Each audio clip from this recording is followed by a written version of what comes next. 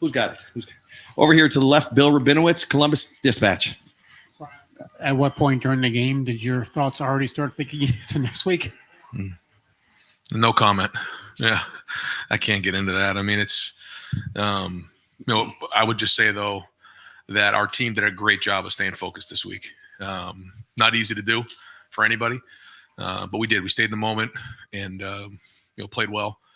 But, the minute we get into that locker room, it's on to the next week. Over here to the right, Clay Hall, WSYX, and then Tim May. That 1 minute sequence to start the second half turned the game, and was that the result of some comment at halftime? Well, we wanted to win the first 5 minutes. We ended up scoring, I think, 14 in the first minute. Touchdown, turnover, touchdown. It's something that we talked about all year, is coming out in the second half and playing well. Every year you try to identify the areas that you want to improve on, and that was an area that we wanted to do a great job with. And so good to see us come out like that and gave us a little bit of a cushion, and then allowed us an opportunity to get some of those guys out of the game and rest it up for next week. Cameron Teague Robinson, The Athletic. Ryan, in the last 2 weeks, you guys have nearly put up 1,000 total yards. Just what have you learned about Kyle the last 2 weeks that you think will benefit him going into? Yeah, no, you can see him when he's on rhythm and making some big time reads down the field. I thought he threw some good balls today. When he's playing situational football and his feet are in rhythm like that, you can see, we got the weapons and he's got the talent. So, it's all been a build up towards this week to go swing as hard as we can and play our tails off. And so I feel like we have all of our weapons here and healthy, and that's great. We'll get Tommy back for next week. Tommy was ready to play in this one, and I had to pull him back, and it was almost a fist fight, but I won. It took some I'll be honest, it took some late night texts last night he wanted to play, and this is a guy who has put so much into this program. Coming back, and for senior day, for him not to be out there was really hard for Tommy, really hard. But I just explained to him there's just too much on the line moving forward to risk any kind of setback, that we need him at his best. And he was, after some calming down, he was okay. But it was not easy for him to not play in this game. And that was my decision. He was ready to go. He pushed himself to get to a point, but he'll have another great week of practice and be at 100% going into next week. Over to the right, Austin Ward, the podcast, and then Tim May. Ryan, I'm sure you'll look more closely on film, but did you feel in the first half when you talk about Kyle's footwork, it seemed like maybe he wasn't in quite the same rhythm as he was a week ago? Did you have that sense at all in the first half with him? I have to look at the film quickly. We're not going to really dive into this film all that much, but we are going to grade it and make sure we stay with our routine. I'll have to look at a couple of them. I know there were a couple that the looks were a little bit different than what we expected. And so, in those moments, you got to keep your feet moving and move on to the next thing. So I think, there was some good play, and then there was some things that we could probably, scheme up better. And then also, moving on from the first or second thing and try to find the next part of it. Over to the left, Rob Aller, Columbus Dispatch, and then Nathan Baird. Ron, what's the challenge of the fine line between playing guys and taking them out so they don't get injured? And were you swallowing hard at the end of the first half when Kyle drops back and gets hit there and kind of gets up slowly? It's you got to thread that needle, you do. And ultimately, we have to win every game. So that's the number one goal. But you can't do anything, anything less than 100%. When it's time to go, you got to go. And you certainly can't go in there and try not to get people hurt. It doesn't work that way. You got to go. And we did. We played hard. We played physical. But when we were able to come out in the second half and build a little bit of that cushion, it was good to get those guys out and get them some rest. And that was the ideal situation for us, is that, if we could get them out and not play a full game, it allowed us a little bit more rest heading into next week. At the end of the half there with I think we had 4 drives inside the 10 or so. And I guess we could have just jumped into a 2-minute and fired it down the field, but a tip ball or something goofy or a sack and the ball comes out, and all of a sudden you're into the fourth quarter. And I just felt like we had the ball coming out in the second half. So ran it a few times. We got a first down, then we got the penalty. But even the third down, I should have just run it. I mean, I knew the crowd wouldn't be too fired up about it, but that's the job of the head coach to just make the decision that's best for the team at that moment. But there was still, I think, 20 seconds on the clock, and I felt like maybe if we got a first down, we had a couple timeouts left, we could possibly push it up for a field goal, and the game was still in the balance at that point. Tim May, the Tim May Show. Yeah, Ryan, just your defense, once again, a 50-something yard field goal cost you a shutout. I mean, do you feel for those guys a little bit as hard as they played tonight? And then number two, Trevion Henderson, once again, the big burst. I mean, it's obvious what he brings, right? Yeah, no, he's a home run hitter, and the more opportunities he gets, and he gets to the second level, he's dangerous. Once we get him back there, and it's everybody's job to get him there. And I thought on that play in particular, I have to watch the film, but I think Emeka and I think Julian sprung him on the perimeter, but the guys up front did a nice job moving the line. I think Cade did a good job too on the backside of that. And you were asking about the defense. Yeah, well, listen, I just not having Tommy out there. We've had a couple of guys down. I think we should be at full capacity next week, which is great. But it's all going to be tested next week. And but you're seeing the strides. I mean, it is what it is. We're getting better every week, but it's all headed towards the end of the season and playing our best football. Nathan Baird, Cleveland.com, and then Dan Hope. When you say you think you'll be at full strength next week, does that include Mike Hall? Yeah, I mean, I'll try to give you guys somewhat of an update next week, but yeah, we're expecting to get everybody back. And with Kyle, you've talked before this season about how over the course of the season, the answers you're getting from him when he comes off the field has been progressively better. Were you getting the answers you wanted tonight in those red zone short field situations? Yeah, I think so. Yeah, for the most part, he saw it. It wasn't there wasn't one where he came back and said I didn't see it that way. There was a play action pass where the corner was there. I asked him if he saw the corner. He said yes. He still made the throw and he snuck it in there, which was a really good ball. So no, I think he's seeing it well. And yeah, I mean, the communication's been good. Over here to the right, Bill Landis, the podcast. Ryan, it seemed like Emeka had his burst back today. I don't know if you felt that too down there. And how important was it to kind of get him feeling like himself again going to the next week? Huge. Yeah, it was. I saw it too. Saw it a little bit this week, and then it was great to see him in the game, kind of playing like that. You could see him. We tried to get him involved with a couple runs, a couple things on the perimeter, just to kind of see that. And yeah, I mean, he's getting as close to 100 as he could possibly be. Over to the left, Dan Hope, 11 Warriors. Ryan, Jack Sawyer had 3.5 tackles for loss today. Could you see that kind of performance coming from Jack with the way he's been playing lately? Yeah, he's been playing hard. His attitude's been great. Yeah, I think what do you have? Four something tackles, sack, and then the sack fumble, which was big, right? That was Jack, and then he had the 3.5 TFLs, which is excellent. So yeah, I think he's getting better every week. Good news is best football's ahead of him. But another guy who just keeps putting time in, man. He just keeps putting days together. He keeps preparing, keeps grinding. Just like a bunch of those guys on defense. And that all we're counting on to pay off here down the stretch. All right, we're going to take just a few more questions for Coach, but in the meantime, I've got Jack Sawyer here. I'm going to move him to the far back table to the left. So if everybody at the tables could clear off there, those are for the student athletes. Jack, if you don't mind going to the far left.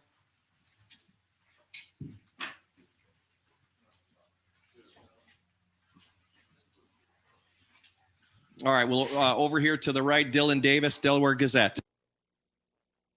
To play Dallin today and burn one of those games he has left. Yeah, so he had 2 left, and so that's it. So and then he's got next week. So was there any part of it where you just wanted to get him some run out there to keep him fresh in case you would need him tomorrow or next week or down the stretch?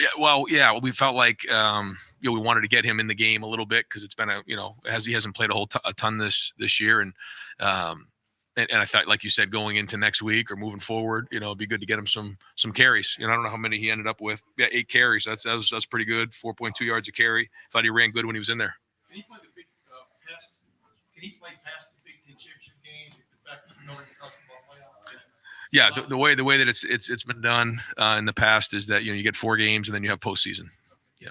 Okay, we're going to go 2 more questions for Coach Stephen Means, Cleveland.com. Ryan, as you had asked earlier, Emeka looked a little bit better today. Obviously, Marvin's been Marvin all year. The way Trevion is running, the way Kyle's progressing.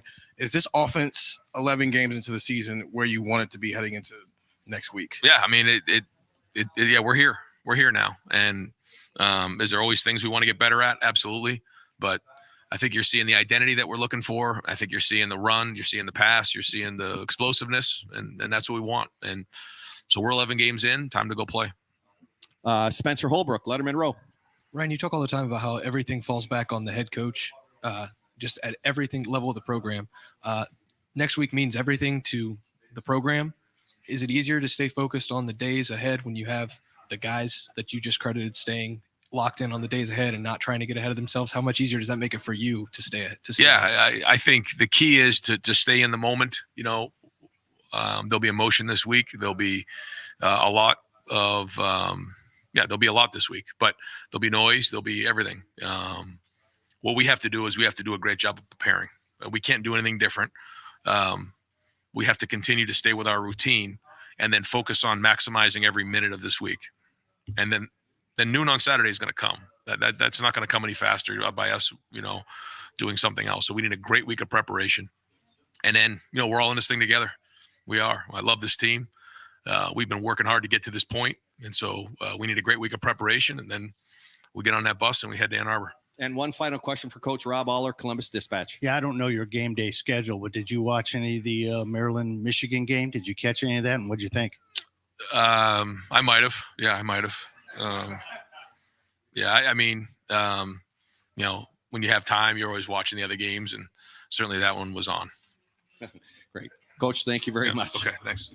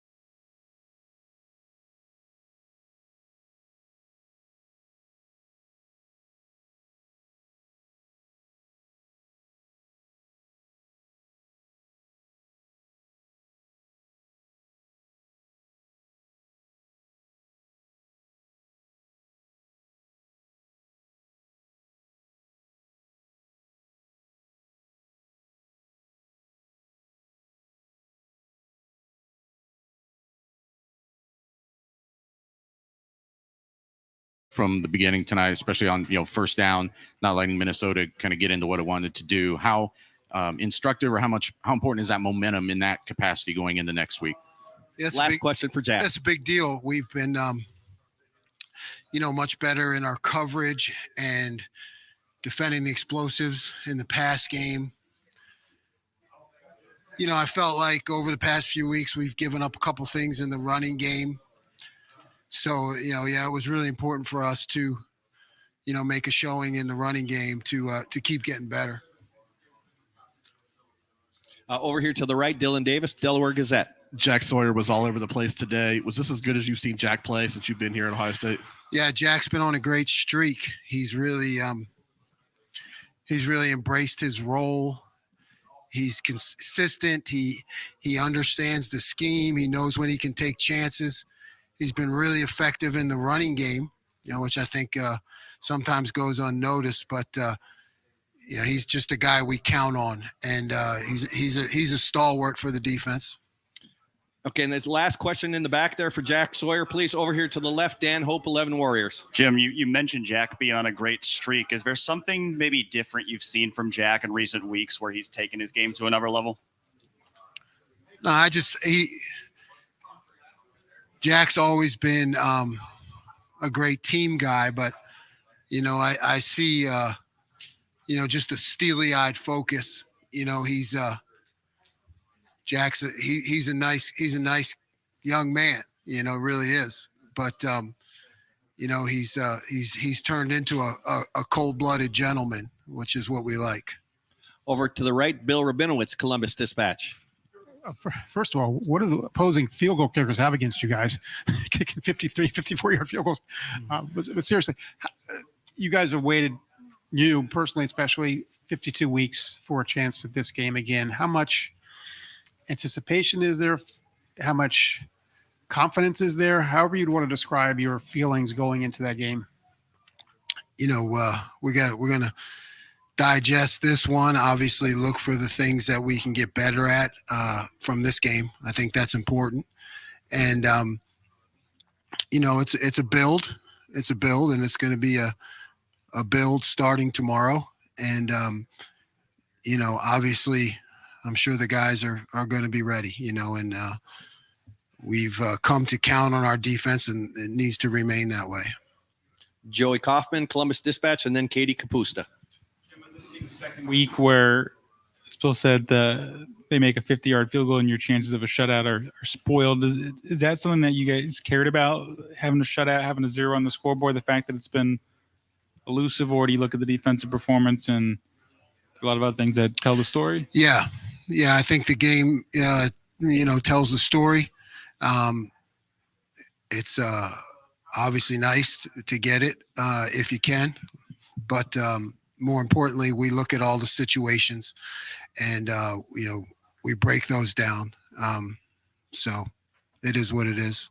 Over to the right, Cameron Teague Robinson, The Athletic. Jim, you never really got a chance to see Jordan healthy in this defense last year. How much of a difference does he make? Is he making right now because of how versatile he is?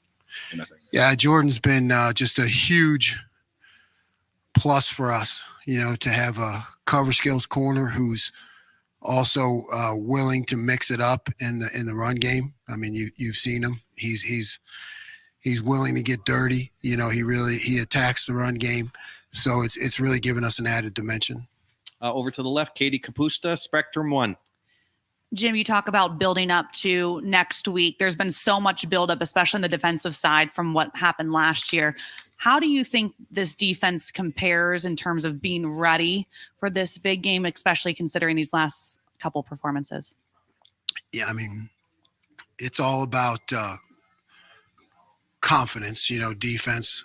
And playing defense at this level is a lot about confidence. So when you can show them things, that we've done well here this season and how that matches up to what we're going to do, it certainly beats any talk. Experience is a great teacher, and we have it now. Where we can be counted on. Brendan Gulick, Buckeyes Now on Sports Illustrated. Jim, you guys make it pretty clear that you guys are focused on one thing, one game at a time, 1 week at a time. So I'm not asking you about next week, but from week 1 to week 11, particularly the back end of the defense, how much better do you feel about this group here toward the end of the season compared to where you were at the beginning of the year?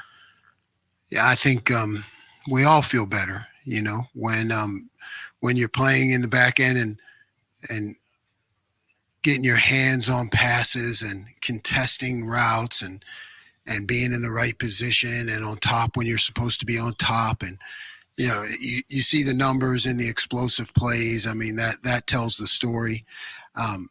It's just something that gives everybody confidence. It gives the whole team confidence. Over to the left, Jeff Gilbert, Press Pros. You talked about Jack, steely-eyed, focused. How much of this season do you feel like all 11 guys that are out there at any one time are really focused on that? And has that been something that's built and you're there now, or are you still trying to get there? We're always trying to get better, but I felt like I saw it in the first game. I thought that was a big deal. Come out in the option and guys are able to adjust. And then you saw it over the course of the season with, some good things in the red zone and some tight games and guys not flinching. So, it's been a build since the first game, but there's been a focus since last spring, including myself, to make sure that we can be counted on, and making the changes and adjustments that are necessary to win the matchup games. Got time for just a couple more. Tim May podcast. Yeah, Coach, you may have been asked this before I came over here, losing another shutout by a 50-something yard field goal. How much of a bummer is that? And then number 2, this game is coming up this week. It's been hanging out there for a long time for you, I would think, and stuff. But what are you already thinking about it? The challenge. Yeah, we talked about the shutout. I mean, that's not a bummer. Hats off to the kid. He made a long field goal. We look at the situations. We evaluate our performance and series by series, play by play. And it's certainly the overall defense, has been on my mind since last year, of course, of how we can be better, in these matchup performances. We've already had a couple, and we got to build off that and be at our best. Great. And last question for Coach Knowles. Over to the left, Rob Aller, Columbus Dispatch. Jim, are all end zone celebrations created the same? In other words, do you just look the other way sometimes, or are they all teaching moments? No, you don't look the other way. Certainly, we've talked to the guys about celebrating on the sidelines. We want them to celebrate, but you don't look the other way. I mean, that's something that can hurt you, in a future performance, and we'll eliminate that. Great. Coach, thank you very much. Thanks, Jim. All right, we're going to bring Kyle McCord up to the main podium. We will open it up right up front here with Tim May from the Tim May Show. Kyle, that was an interesting first half. It just seemed like sometimes near the end, y'all weren't all on the same page together. But then, of course, you got it rocking in the second half and stuff. Well, explain that from your vantage point. Yeah, I think the biggest thing, I thought we moved the ball well in the first half, but obviously left some points, especially in the red zone. I think you convert those to a completely different first half. It's a different feeling too. I think we were just off a little bit, and I think as a result left some points up on the field. But like you said, I thought the second half was a cleaner execution by us. So, I think the biggest thing is just getting on those little errors early on. Bill Rabinowitz, Columbus Dispatch. Kyle, kind of building off that a little bit. I mean, last week you were so sharp. It didn't look like you were as sharp today. Was that the kind of feeling you had too? And if so, what was the explanation for that? Yeah, I mean, I think Minnesota was a good team. They're a good defense. And, I think at certain points they made good plays. But I think, the other side of that was we weren't as sharp, like you said today, on certain plays. And like I said, I felt like a lot of the drives, we'd move the ball, and we would just stall and, have to kick a field goal instead of scoring a touchdown. And, those are 4-point plays. So I think the biggest thing now is going back, watching the film and, why didn't we execute, especially early on. Rob Aller, Columbus Dispatch. One game at a time. We get it one play at a time. But now that it's here, how much have you been thinking about the upcoming game? How much do you allow yourself to think about it over the last, say, 10 weeks or more? Yeah, and I think we say we prepare for it 365 days a year, and I truly believe that. I think guys on the team, we think about it every day, especially the way the last 2 years have gone. So to be back kind of in the same position that we were last year with a chance to, right the ship, I think everybody's definitely excited for it without a doubt. Came up limping at the end of the half there. Any aggravated injury there or anything? No, obviously a little bit of a weird tackle there, but popped up and, just started moving on it. So I'm good. Over to the right, Andy Backstrom, Lettermen Row. Kyle, Mecca really looked like a Mecca tonight in terms of just seeing that burst that I feel like he hasn't had just from the injury. Did you see that? And what's it like to have him back now as close to 100% as possible? Yeah, I told Mec this. I thought this was the best he's looked since coming back from his injury. I thought he looked explosive tonight. Looked confident too with, the way he was moving. And, it was good to see. And I know he's been working his tail off to get back to this point. So to get him back, I think almost 100% at this time is huge. Nathan Baird, Cleveland.com. Kyle, what are the most important ways you feel like you've improved from week 1 to week 11 in order to do what you have to do next week and win that game? Yeah, I think every area, honestly. I think the biggest thing would just be that confidence level, having confidence in myself and my teammates around me. I think that was the biggest thing going back and watching that film from week 1. I would say, just a little bit of uncertainty. I think you can get as many practice reps as you want, but nothing is quite like those game reps. And so I think every week just been getting more confident, more comfortable in there. And, I feel like we're starting to get this thing rolling. Cameron Teague Robinson, The Athletic. Kyle, you mentioned Emeka getting back to his form, Trace getting going. You now have kind of all the pieces we thought you might have all year.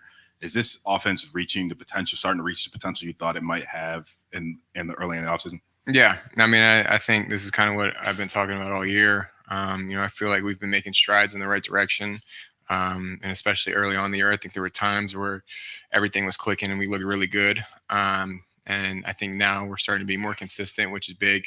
So I think the challenge now, obviously, with the opponent that we have coming up is how can we just continue that, continue to elevate our game, continue to play at a consistent basis. And I think that's been the mindset all year. So just continuing that into this week. Lori Schmidt, Columbus Dispatch. Kyle, just how are you feeling physically?